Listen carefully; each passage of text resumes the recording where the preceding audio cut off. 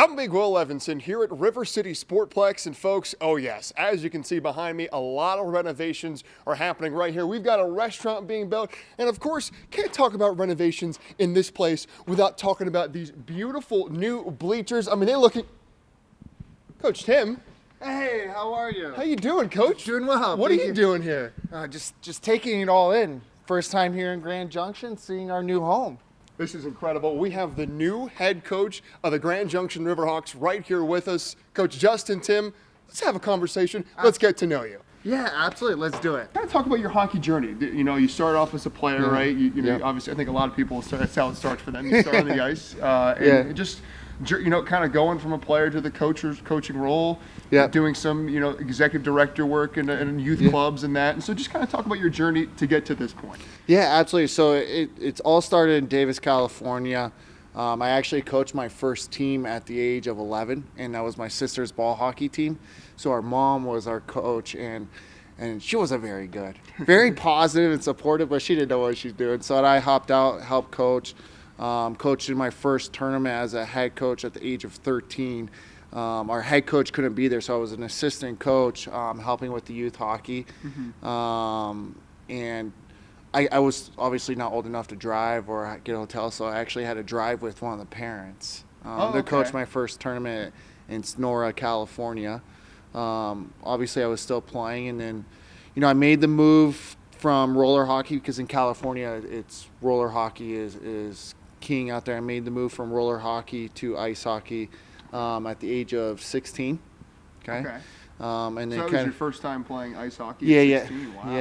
Wow. So that kind of worked my way up, you know, playing ice hockey, played junior hockey, played NCAA Division III. And then I was doing an internship in Denver, Colorado.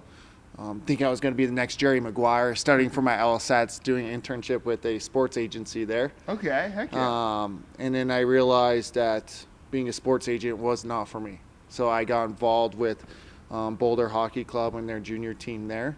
Heck yeah. And then, you know, I spent, you know, 6 wonderful years there coaching junior hockey and AAA hockey and AA hockey. And then got the opportunity to go out to Cedar Rapids, Iowa, where I was on staff with the USHL team there as an assistant coach, also the executive director.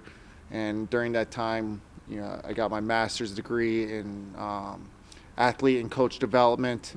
Got married, had twins, bought a house. But here we are, you know, after 7 years in Cedar Rapids. I got the opportunity to come here to Grand Junction, and timing-wise for our family and my career and where we're at, everything's falling into place really nicely right now.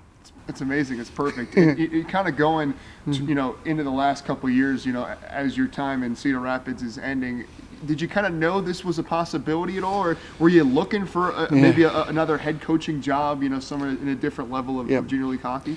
I think hockey is it's a small community. Everyone knows each other. Right. So while I was in Cedar Rapids, I wasn't necessarily looking. I'm a firm believer you got to be present where you're at in the moment. Do the best you can day in, day out where you're at in the moment. And over time, things will happen. Good things will happen. So my whole mentality when I was in Cedar Rapids was, you know, I need to get better every day as a coach, as a leader, as a husband, as a father, and be that role model for our players and our coaches. And I knew when the time was right, an opportunity would come to fruition. So on March 31st, I get a phone call from the president, Luke Taylor here. Hey, Dustin, we have this opportunity in Grand Junction. Are you interested? Wow. Absolutely. And here we are. Now I'm sitting down with you 6 weeks later, 24 hours before our first draft for Grand Junction.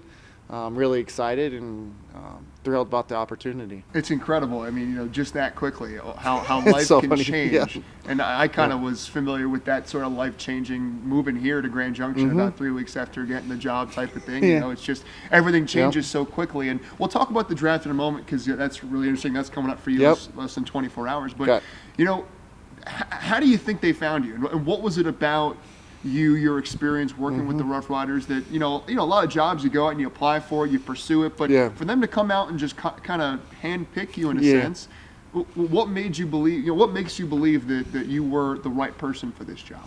Well, it goes back to relationships and networking in this business. And I've known Luke Taylor, the president here, since 2012-13 season when I started coaching in Boulder. I worked closely with him at the sports stable there in Superior, Colorado. And so when I was in Cedar Rapids, it was funny because I hadn't talked with Luke, for the last 6 or 7 years, and he called me and, hey, you want this opportunity? But I think it's about the culture that we have established and built in Cedar Rapids with our youth programming.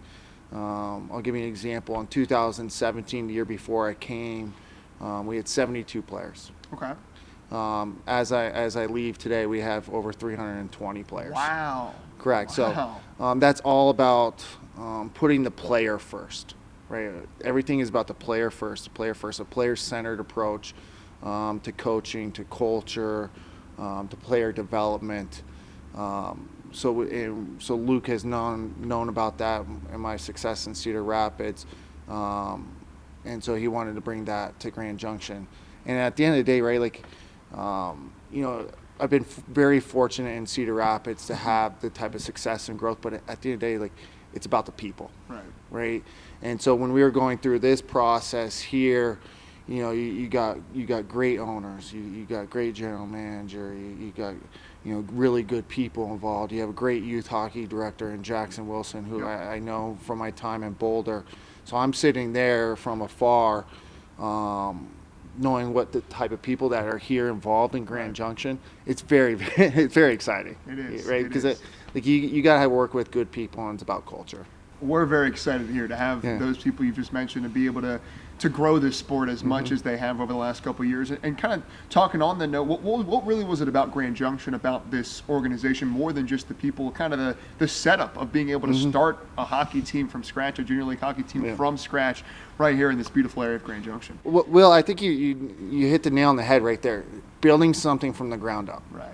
And in Cedar Rapids, being able to build that program from 72 players to what it is today now, I sat here looking at the opportunity here. We got to do something from the ground up and put our own mark on it, leave our own legacy. You're not trying to go into a system that has all these processes already built. Right. We get to put our stamp, our name, our legacy on it, and that's really exciting. These type of opportunities in hockey don't come around very often. So. It is. It's a special opportunity to do something that has never been done before in this area, to create a culture, to build a fan base here in Grand Junction. And kind of, when it comes to on the ice, what type of mentality is this team going to take on? What is sort of that culture going to look like on the ice? I'm a Florida Panthers fan. I watch the way that they play, that their forecheck style. They just continue to hound it. Teams say they're the least type of team you want to play against. Correct. And, for the players themselves, it may be the most difficult way to play, but it's the way no one wants to face as an opponent. So what is sort of the culture going to look like here for the Riverhawks? Yeah, so there's four elements. You got attitude, energy, effort, and then body language. So that's the foundation of everything, right? Okay. So you got to have a great attitude. You got to be supportive of each other. You got to bring energy. You got to have excitement, right? Ice hockey is the greatest sport in the world, right? You're playing on frozen ice on pieces of metal, trying to shoot a rubber puck past someone that has giant pillows on their leg. Greatest sport in the world, right? So you got to have energy, right? You got to have a good attitude. Hockey is also one of the most dynamic sports. So you got to work. You got to have effort. And then lastly, body language. You got to have good body language. Because that's ultimately the billboard, right? Right. So that's a core foundation of the culture and identity. As in relation to style and tempo, defense creates offense. Absolutely. So just like you said, Florida Panthers, they're extremely good on the forecheck. They reload. They work to the D side. They have great sticks and lanes. They're very, very detail oriented. Absolutely. I'm a firm believer in that too. We want to play with tempo and pace. We want to put pucks in good positions. We don't want to shrink the ice down.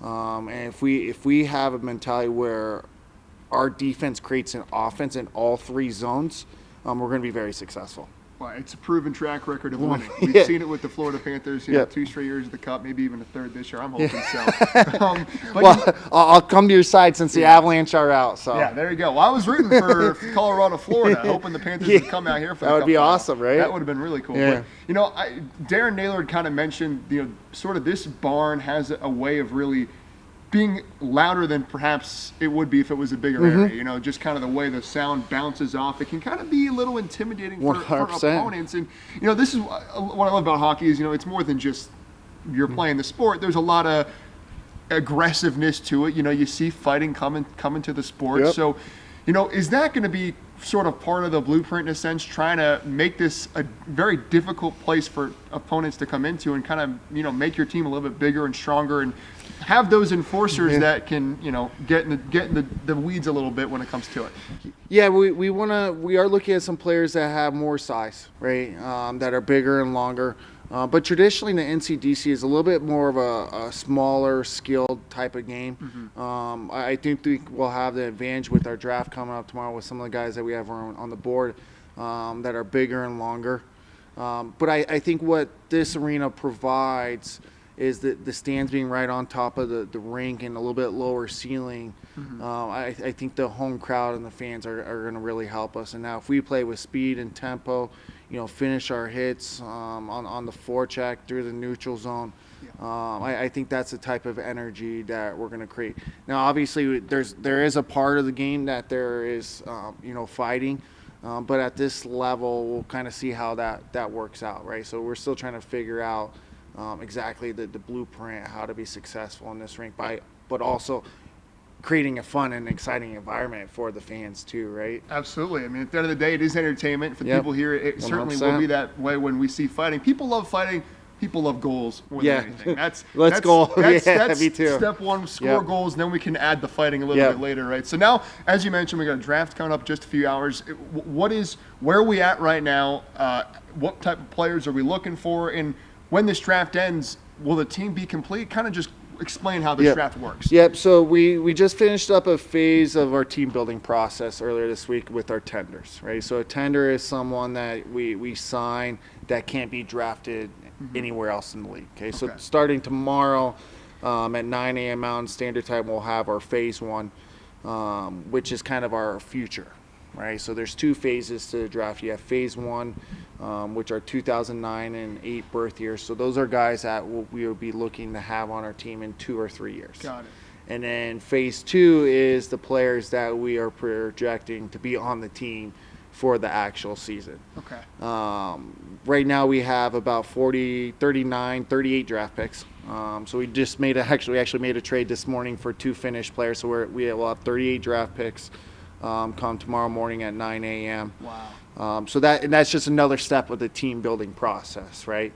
Once that process is done, and then the free agent portal will open up Friday morning. So from there, all summer long, leading up to our main camp, which is at the end of July, early August, we could add free agents. So our goal is to build our list to about 60 players to bring into main camp. Wow. And then make the final decision. Some guys will stay around for the season, and some guys will go on our affiliate list, so they'll go back to their youth teams and play the season, and we'll keep their rights for the following season. So how many cuts? You say the goal is to bring in 60. How many cuts will be made before the season starts?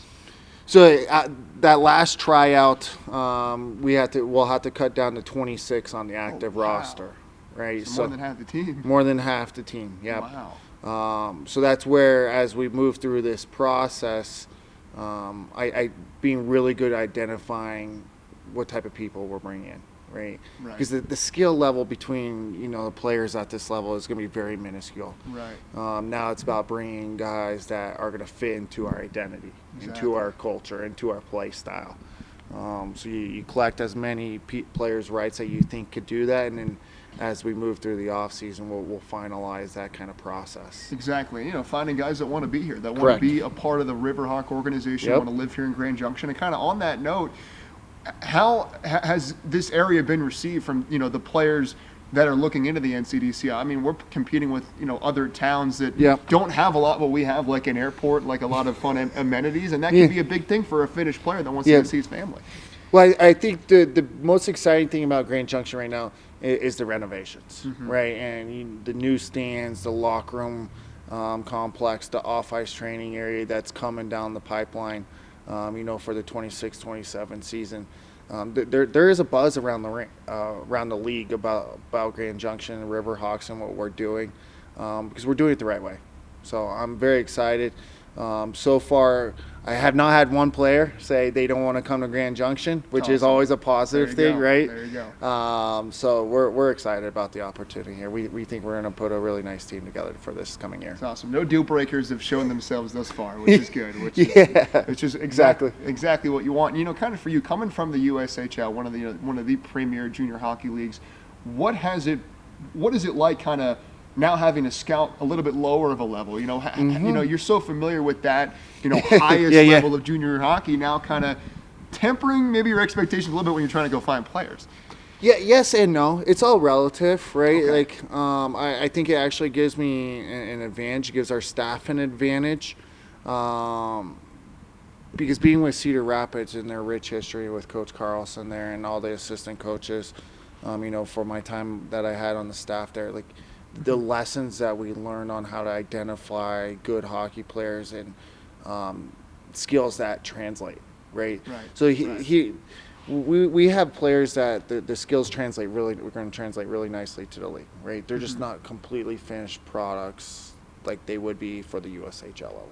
So I think we are in a unique position to help them develop those kind of holes in their games, and then push them on. Right.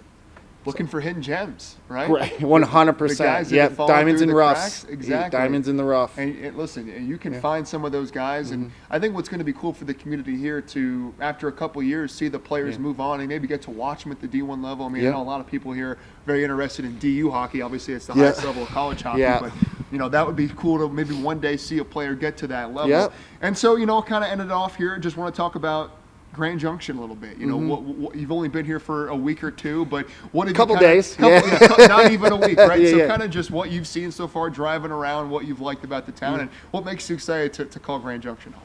Well, the people, right? As I just walking through, the grocery store the other night, as I was picking some amenities, out to get food, like, everyone's really nice here. Yep. And super respectful. I had a lady try to hold the door for me, and I was like, "No, please, ma'am, let me get this." And then obviously, for me coming from the Midwest, I love the Midwest and whatnot, but driving in to see the mountains and the scenery, it's amazing. Yeah, I'm really excited. It's amazing. So, it's awesome. I've been blown away by how welcoming everyone is here. They've just they bring you in with open arms. They're thrilled to have you in their community. And I do actually have one more I want to end with this. So David and Darren have been very open about their beliefs that this team could come out and have immediate success. 100%. What makes you share those opinions? What makes you, what kind of are your expectations for year one into year two? What can this team accomplish right out of the gate? Well, I think with our network, right, finding players and good players is all about having a network and being connected with agents, coaches, and having relationships. So with David's time in the USPHL, and Darren's time in the BCHL, the Western Hockey League, and obviously in NCDC over the last couple of years, and with my connections through the USHL and AAA hockey, we complement each other very nicely, right? So my connections are more of the States. You have Darren that's more connected in Canada, and then David is very, very well connected over in Europe. He knows every player in Europe. It's absolutely amazing. It's incredible. Yeah. So the staff, our staff, it has a very nice balance. We contrast each other. So I think that puts us in a really unique position to be the most successful here in year one of an expansion team. It's amazing. We're counting down the days. We are too. Almost there. This ice, this arena, it's going to feel a lot different. Labor Day weekend as the Grand Junction Riverhawks finally will begin their long-awaited season. And this will be the man behind the bench right here, the great Coach Dustin Timm. Thanks for taking the time. Thanks for doing this. It's been a pleasure talking with you. Pleasure to meet you, Coach. Yeah, yes, absolutely. Sir. Thank you.